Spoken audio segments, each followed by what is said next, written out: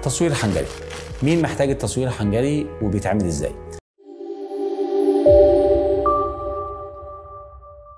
التصوير الحنجري هو إجراء مكتبي، بمعنى ان هو بيتم في العيادة، مش محتاج مستشفى. المنظار الحنجري بيتم للأشخاص اللي بيعانوا من بحة الصوت فترة أطول من أسبوعين، أو مشاكل التنفس، أو مشاكل البلع. بيتم عن طريق منظار ألياف ضوئية مرن أو منظار صلب.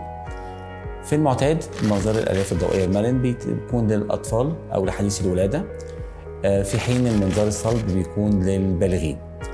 مدة الفحص بتتراوح من 3 ل 5 دقائق في البالغين، ومن 5 ل 8 دقائق في الأطفال. أوقات بتحتاج فترة أطول في حديث الولادة عشان التشخيص. إجراء غير مؤلم، ما بيحتاجش أي متطلبات غير صيام يمكن 2 أو 3 ساعات. غير كده مفيش منه قلق أو أي مشاكل الحمد لله.